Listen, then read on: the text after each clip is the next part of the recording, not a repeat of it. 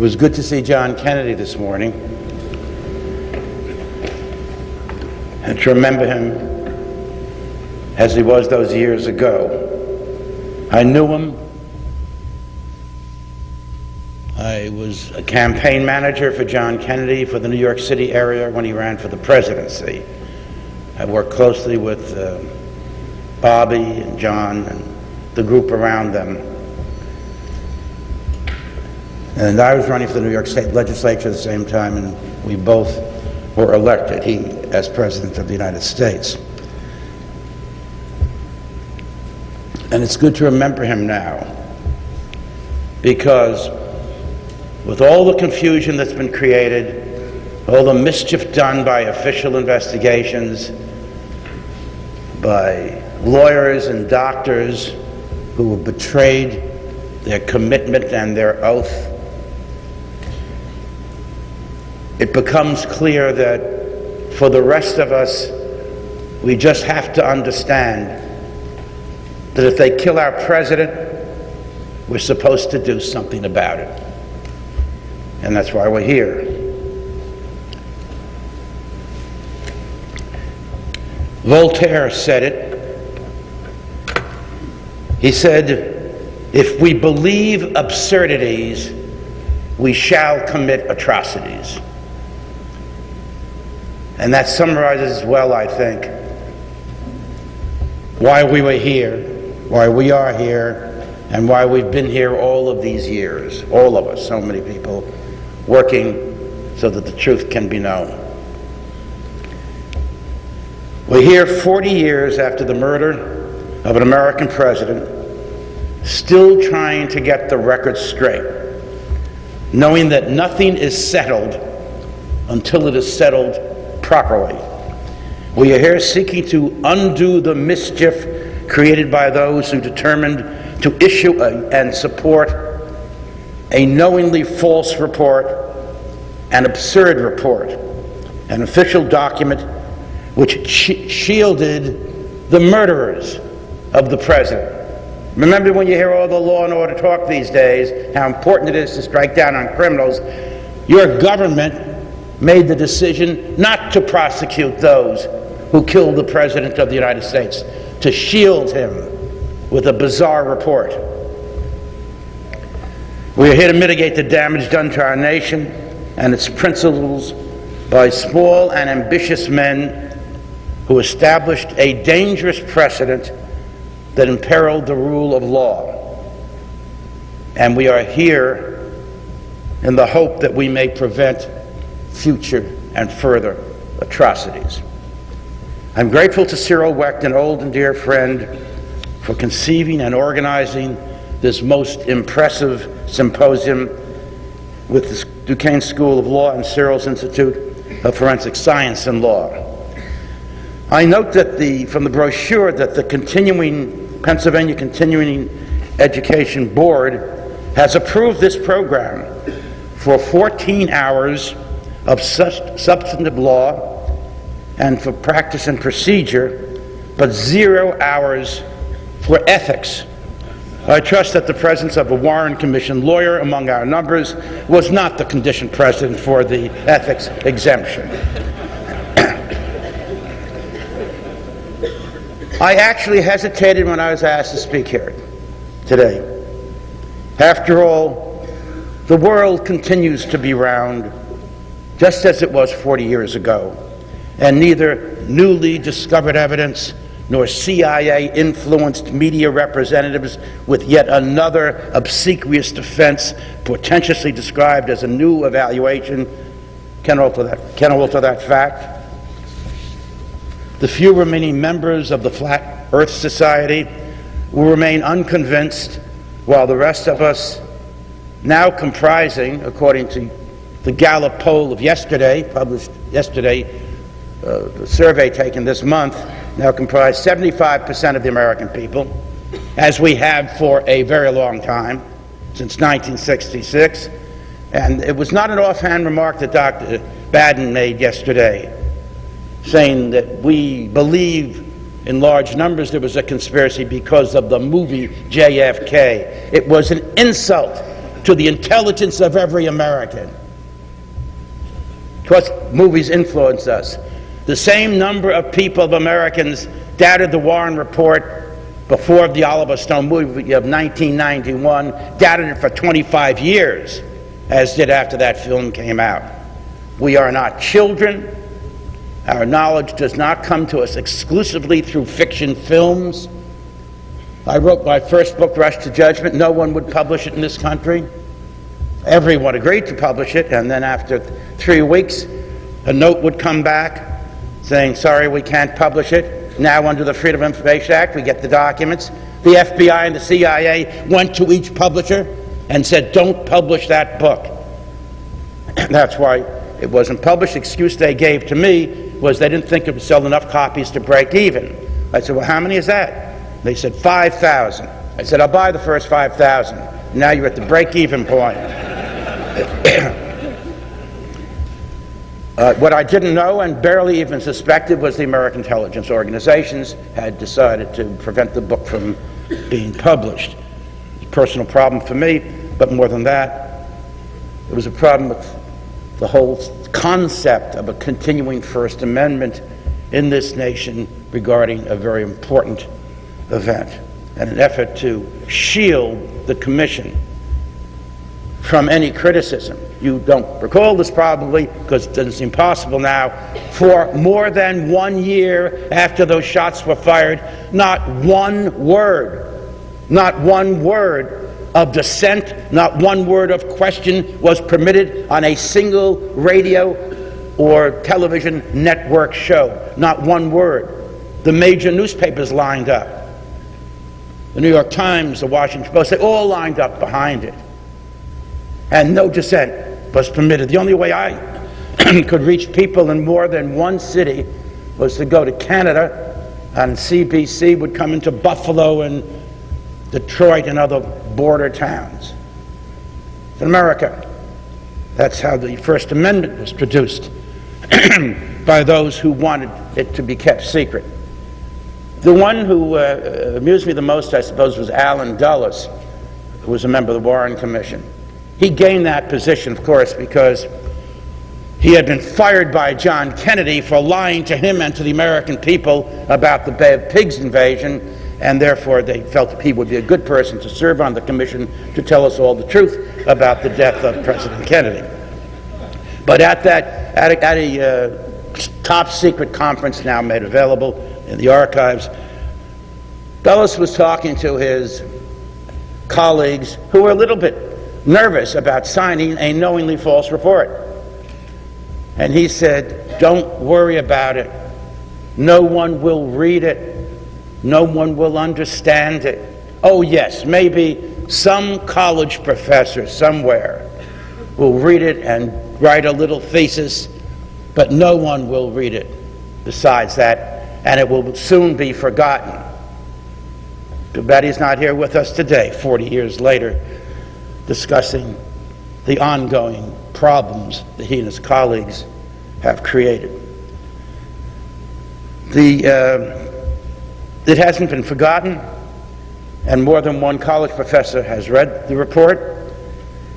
When Rush to Judgment could not be published here, I found an old conservative publishing house in London, the Bodley Head, 100 years old, and they agreed to publish it. They had a different system from the one we have here. They didn't turn it over to MI15 and say, should we publish it? They sent it to Professor U. Trevor Roper, the Regis Professor of Modern History at Oxford, to get his view. And he said, it's a great classic, publish it. I'd be honored if I could do the introduction. At the same time, they received a copy of Gerald Ford's book, Portrait of the Assassin, and they decided they had to do one or the other. They said that was the easiest decision they had to make because they didn't think publishing the children's version of the Warren Report would be of any value. After my book was accepted there, Holt Rinehart and Winston in the United States called and said, we want to publish your book. I said, great. I want to meet Arthur Cohn, editor-in-chief. And he said, we're going to publish your book. I said, fine. And he said, you don't seem excited. I said, this is the 16th American publisher, Arthur, that's told me that my book's going to be published. and I hope you do it, but I'm not really confident. And he said, well, listen, I give you my word of this. Some power could stop us, of course. If that's what happens, I will resign as editor-in-chief, and I will take with me every editor, and we will publicly say why we're doing this. Well, the time came. Deke DeLoach ran the New York office for the FBI and went to meet with the leadership of Holt, Reinhardt, and Winston, and said, John, that was J.F. Cooper, the Bureau, that was the FBI, and me, that was Deke DeLoach, don't want this book published. And every publisher, it's the nature of business, has involved tax matters, and I don't think you want to get involved in having this book published. Well, they took that back to the president of the company. Arthur Cohn said, what should we do? The president said, what do you think we should do? And Arthur said, I think there has to be a response. We should double the advertising promotion for the book and double the run of the book, or close down the publishing house. If we reach the point in America where publishers are told by the secret police what they can publish, we should not be in publishing. They published the book. It sold over 5,000 copies the first 2 hours it was on sale. It became the #1 best-selling book in America. It was on the New York Times list for about a year, until it came out in paperback, and then it sold millions of copies and was the #1 best-selling paperback book in America. And I suspect that all the publishers who turned it down had an idea that that might possibly happen, and they were willing to give up their profit here in our capitalist society if the intelligence organizations told them it would be best to do that. The book came out. First poll showed 70% of the American people, back in '66, with almost nothing else available. 66% of the American people said they did not believe that Oswald did it alone. No, they didn't get it in a film. By then, discussions were taking place. Experts who were not bought and paid for by the government, like Cyril, came forward, and more information was made available. And it reached the point where 3/4 of us now say we don't believe the Warren report. This another startling piece of information in yesterday's poll, and that is that 34% of the American people believe the CIA killed President Kennedy. That's an agency of our government which is still operating, still killing people. And 34% of people say they did it. And 19% of the people believe the Warren report. Almost twice as many Americans believe the CIA killed their president than believe the official story that Oswald did acting alone. So we've come a long way, and we still have a way to go. I'm not one of those who thinks it's possible to convince the government to change its mind to tell the truth. Others have. French government in the Dreyfus case did tell the truth finally. A great deal took place before that, but not as much as has taken place here. I don't know. I wrote the legislation which set up the House Select Committee on Assassinations, set up an office in Washington, and I lobbied member after member after member in an effort to get them to sign.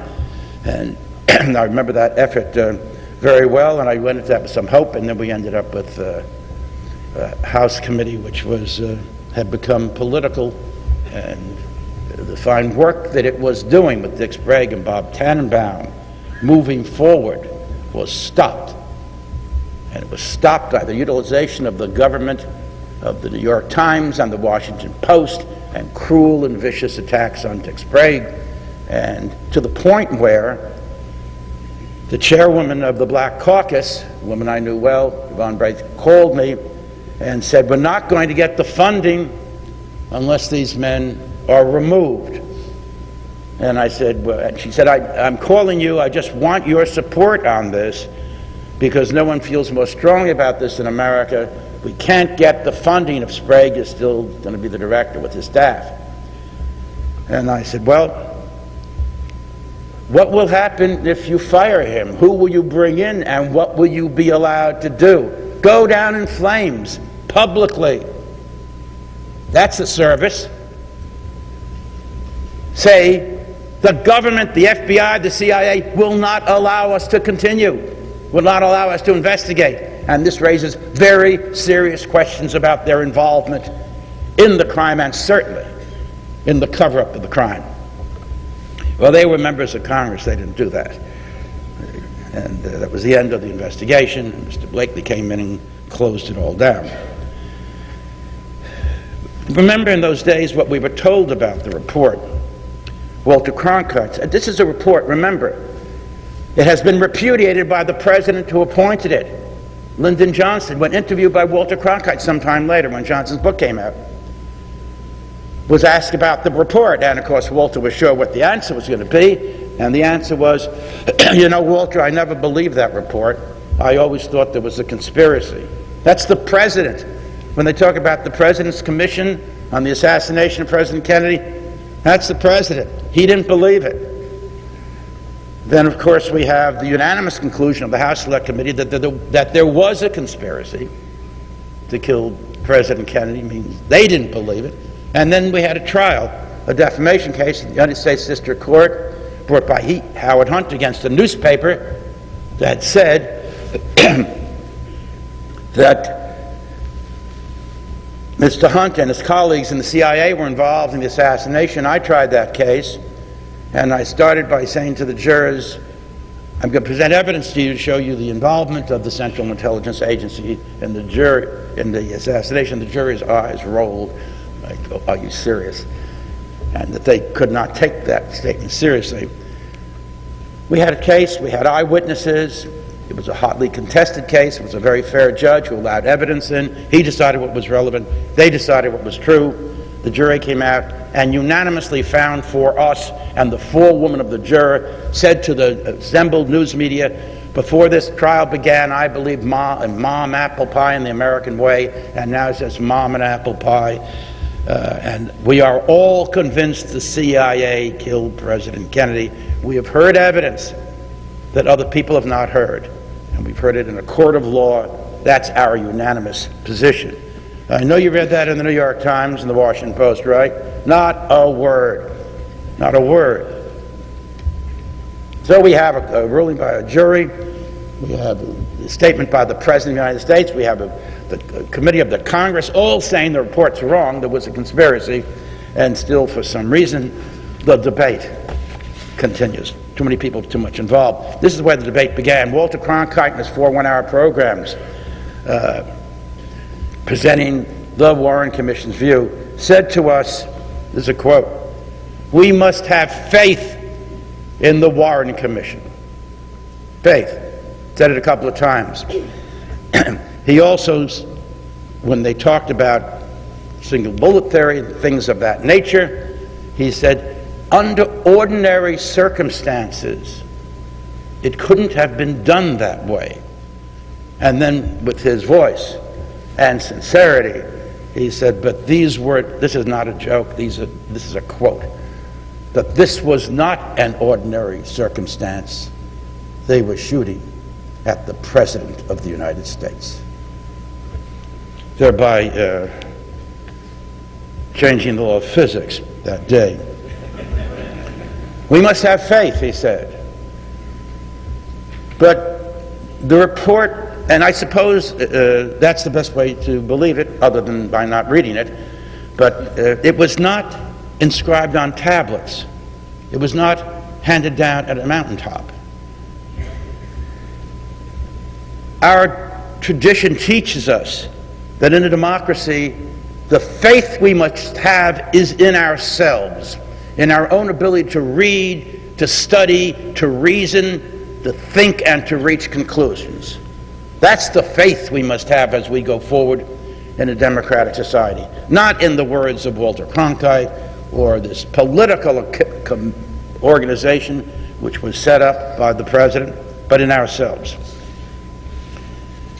The commission itself was set up in a fashion which traduced our concept of law. Just the appointment of the commission to start out with. It compromised the sanctity of the separation of powers. The chief executive appointed an executive committee by executive order. That's one branch. It was represented by the judiciary, the chief justice, working for the president. That was another branch. And the majority of the members of the committee were members of the Congress, of the Senate and the House. All branches of government were brought together. Thus, any meaningful judicial review of the misconduct of the Warren Commission had been effectively precluded, as had any timely review by either chamber of Congress. They were all in on it, and they're not supposed to all be in on it. That's why we have separate branches of government. But they were not checks on each other. They were comrades with each other. And of course, to ensure that the search for the truth would not be tainted by any bias, they added Allen Dulles to the mix. Never mind that he had been fired for lying to the president. The General Counsel of the Commission announced that J. Lee Rankin, before the Commission took a single word of testimony in the New York Times, prominent story in January of '64, that the objective of the inquiry was to reassure this country and the world that not only that we can protect the president, I don't know how they're going to do that, but that the accused criminal can be fairly treated. Well, since the president had been murdered in broad daylight while being surrounded by Secret Service agents, and the accused, not the accused criminal, but the accused had been murdered by a friend of the Dallas Police Department while in the custody of that department, and live on television, those lofty aspirations seemed likely to fail. The Commission did its work, all of its work, in the shadows of secrecy. The major news media acquiesced in the darkness. The hordes that you see in front of Michael Jackson's place, in O.J. Simpson's place, in all of the major crimes, the hordes of reporters, where were they? Why did the New York Times not once say if Oswald had lived, he would have been entitled to a public trial? You're trying him after his death. Why? This is the most important murder in our history. Why can't we see what's happening? Every word taken was marked top secret. They worked in absolute secrecy, to their shame and to the degradation of the media, all of the media.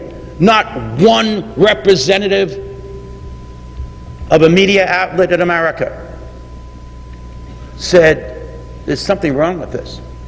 The ACLU didn't bring its usual actions to get in there.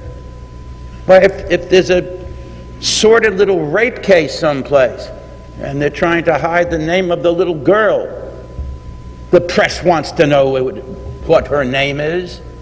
They have, under the right of the First Amendment, to get all of the information. But how about the investigation into the death of our president? Where was that curiosity? It was fear. It was fear and a willingness to go along with whatever the government was going to say. New York Times, they published the one-volume Warren report. And Anthony Lewis, writing for the New York Times, said, and what was the one-volume report? It was supposed to be based upon 26 volumes of other evidence, which was still secret. Times didn't wait for the evidence to come out. Front page of the New York Times, Warren Commission report proves now and forever Oswald did it alone. It was merely a summary of evidence, and they weren't allowed to see the evidence at that time. And so it was with the news media. Total, absolute, undying support. Among the other things that the Warren Commission did was to deny the deceased the right to counsel. Oswald's mother asked that I be allowed to represent Oswald's interests. They agreed, and when I went there, they said, no, you can come as a witness, but you cannot come as counsel, meaning there could be no cross-examination of anything that was said by any witness. Let me tell you this, I've been trying cases for 52 years, still doing it now. That's about a quarter of the century, quarter of the history of the American judicial system. I've tried an awful lot of cases, a lot of murder cases, and it is well known among trial lawyers that cross-examination is the engine that fuels the concept of due process. Almost everybody's okay on direct examination. It's on cross-examination when some of the information comes out. I think we saw Dr. Baden give an excellent explanation of how that worked yesterday after he spoke, and then when he was answering questions. That wasn't exactly cross-examination, but there were a few reasonable questions asked of him, and I think you could see the difference. They didn't want the cross-examination, and so they worked in absolute secrecy. Murder could not have been more public. The investigation could not have been more secret. So a secret tribunal then altered and suppressed evidence. Conclusions were offered which were rejected by the facts which resided in the volumes which were not even then available to us. Documents were buried for years. Cruel and coordinated personal attacks by the government, including the FBI, the CIA, and the Warren Commission itself, were made upon those who dared to pose questions. A number of us in this room are aware of how vicious those attacks were, and not for any suspected criminal conduct. It was for raising questions about the death of our president. Critics of the report were placed under surveillance by the intelligence agencies and defamed by the agencies. The Commission was aware of those actions since I brought them to the attention of Earl Warren when I testified twice before the Warren Commission.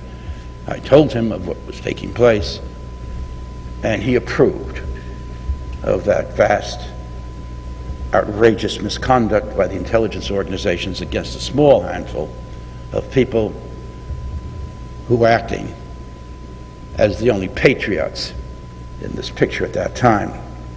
And through it all, there was an obedient media that was denied the evidence by the government, by governmental edict. They were embedded in the cover-up. They were busied themselves writing panegyrical reports in lieu of serious analysis. And together they established a troubling legacy that remains with us today, a precedent that imperils our self-evaluation of our nation as a free and open society in which the facts are readily available and debate and public issue is permitted, public issue is not only permitted but encouraged.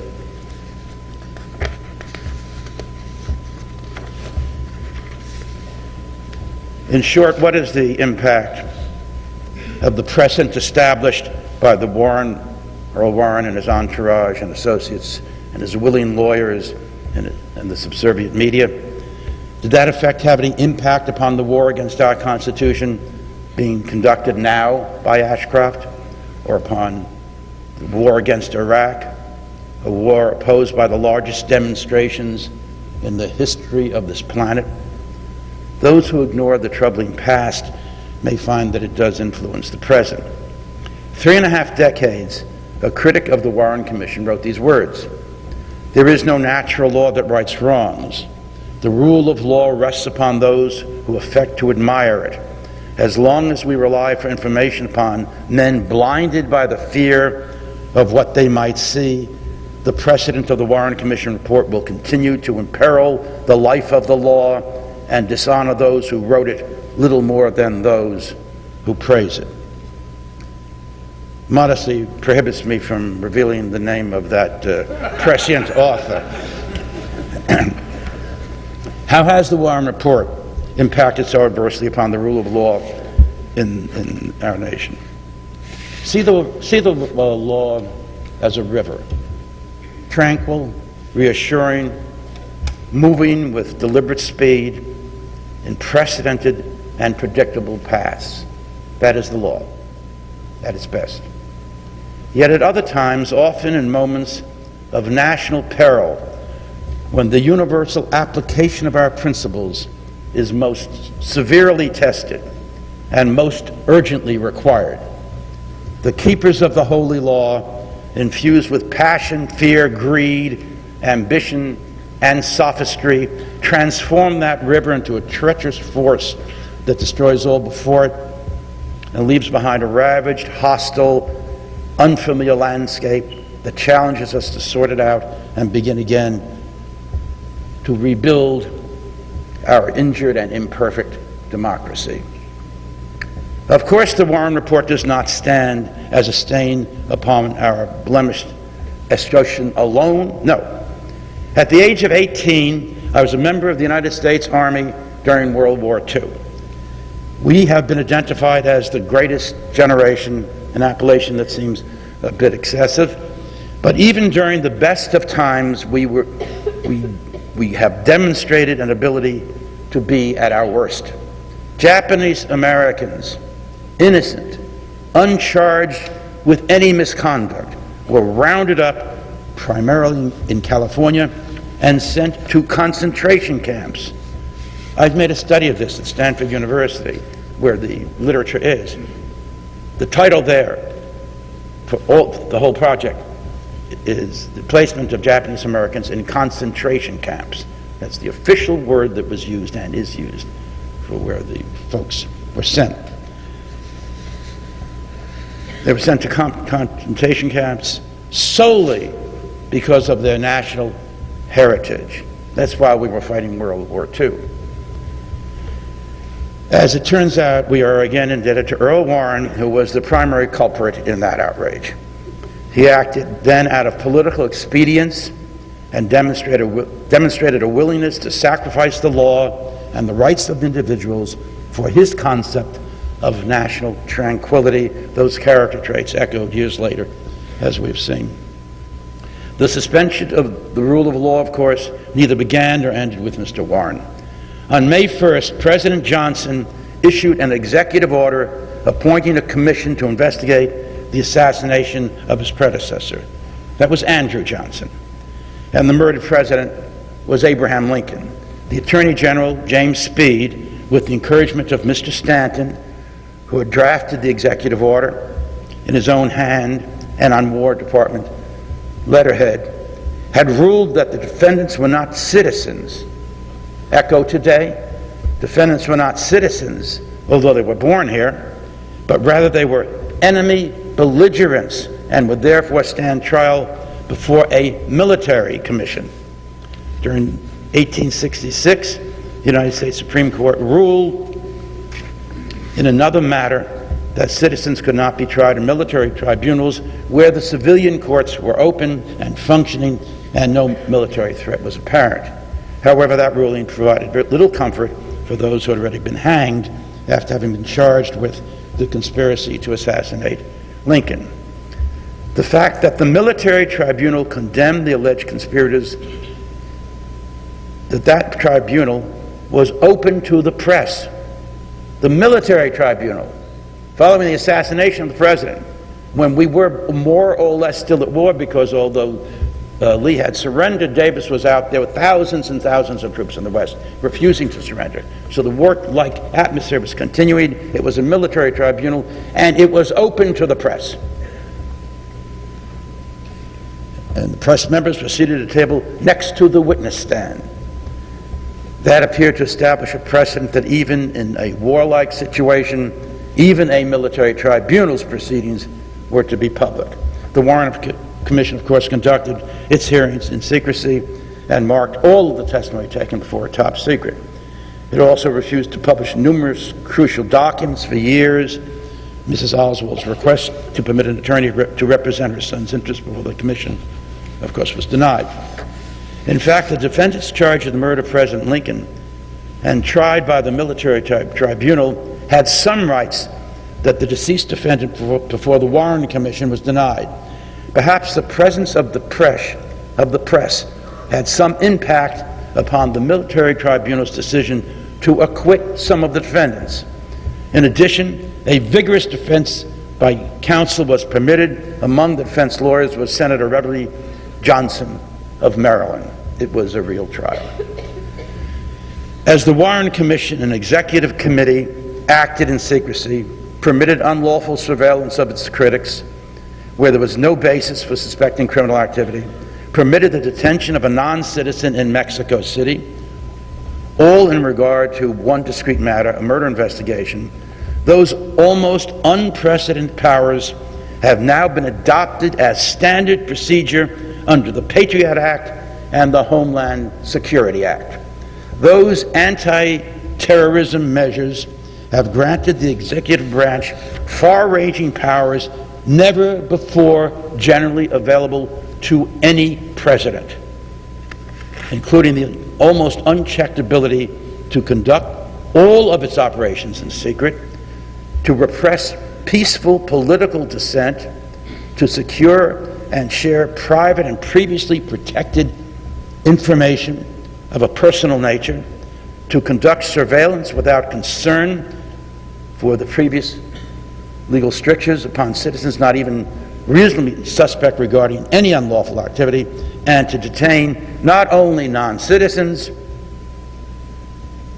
as in the case of the Warren Commission, but citizens as well, for the purpose of conducting its investigation. The USA Patriot Act was passed with alarming speed, while members of Congress complained that they did not even have an opportunity to obtain a copy of the big bill they were voting on, much less read it. They'd just been driven out of their anthrax-infested offices, didn't read the legislation, and voted on it as Ashcroft was making his now regular pronouncements of threats of incoming missiles at any moment. And in that atmosphere, this legislation was passed. There was no conference or committee report, and almost no debate at all about this legislation, which is unprecedented in terms of the destruction of our lives and our rights. Yet no legislation in our history rivals the damage done to the American people and our guests that has been accomplished by these two acts. It's too easy to report here that the inventor of the magic bullet theory, promoted to the United States Senate for his innovative work that day in Dallas, did not oppose the Patriot Act, while his colleague, Senator Russell Feingold, cast the opposition vote, stating, "Preserving our freedom is one of the main reasons that we are now engaged in this new war on terrorism. We will lose that war without firing a shot if we sacrifice the liberties of the American people." However, it would be unfair to place all of the blame and responsibility upon members of Congress for the destruction of the Constitution. When the national legislature did not respond quickly enough to President Bush's deconstruction of the Constitution, he proved he could act alone. We finally found someone acting alone here. His administration issued interim agency rules, executive orders, and policy guidelines, all of which gave his office the unbridled and unprecedented powers that it demanded.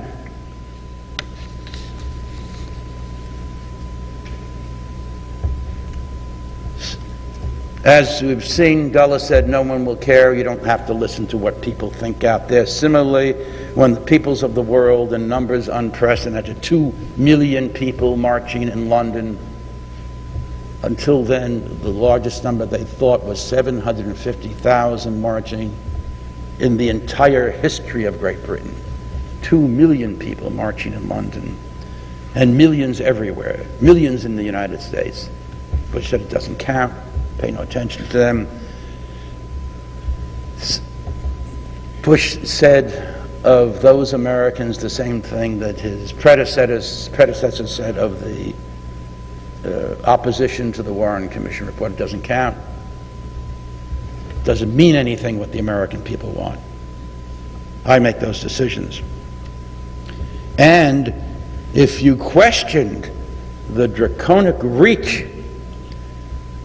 of this legislation, you have a quotation from John Ashcroft, who says, "To those who scare peace-loving people," I guess I'm among them, "with phantoms of lost liberty, my message is this: your tactics only aid terrorism."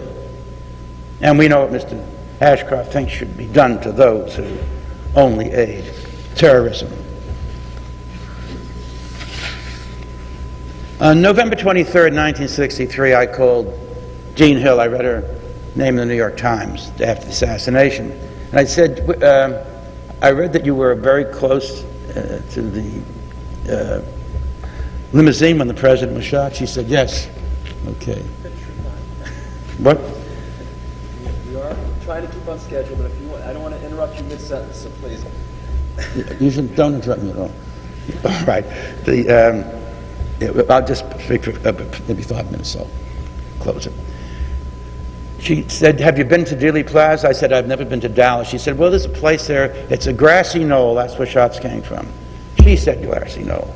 I said, can I report to the reporters? And I did, and it came known as the grassy knoll. And I never spoke to Jean Hill again, just that one time, until 25 years later. At a conference in Dallas, I met her in person for the first time. And I said, tell me about what happened when you were questioned. She said, I was questioned by our inspector. And she said, he was very cruel to me. He said, I could not say shots came from behind the wooden fence. He said the shots came from the book depository building, that's what I was to say. And he said he would release information about me of a defamatory nature, my personal life, unless I went along with the story that the shots came from behind the wooden fence. Now, I heard this 25 years after the event. And then she paused and she said, I guess Mr. Spector just doesn't like women named Hill. Anita Hill? You call that? All right.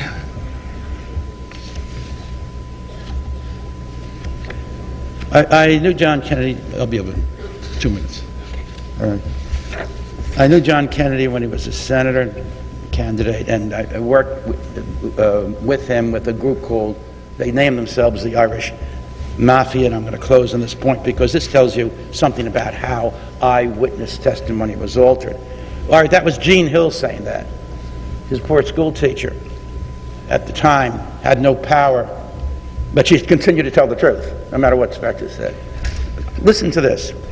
When I was trying to get the Congress to investigate the Kennedy assassination, the biggest stumbling block was Tip O'Neill. He was the Speaker of the House, the most powerful man in the Congress. And he was saying, don't do it, the Kennedys don't want this, don't sign it. And still we were getting a number of people to agree. And that was Tip's role. Tip later retired, and he wrote a book called Man of the House. Listen to his memoirs, just a short portion of his memoirs. I was never one of those people who had doubts or suspicions about the Warren Commission's report on the president's death. But 5 years after Jack died, I was having dinner with Kenny O'Donnell, the leading member of the Irish Mafia and the strongest supporter of John Kennedy and friend, and a few other people at Jimmy's Harborside restaurant in Boston. And we got to talking about the assassination. I was surprised to hear O'Donnell say that he was sure that he had heard 2 shots that came from behind the fence. I said, this is Tip, that's not what you told the Warren Commission. I said, you're right, he replied. I told the FBI what I had heard, and they said it couldn't have happened that way, and that I must have been imagining things. So I testified the way they wanted me to. And then O'Neill continues. Dave Powers was with us at dinner that night.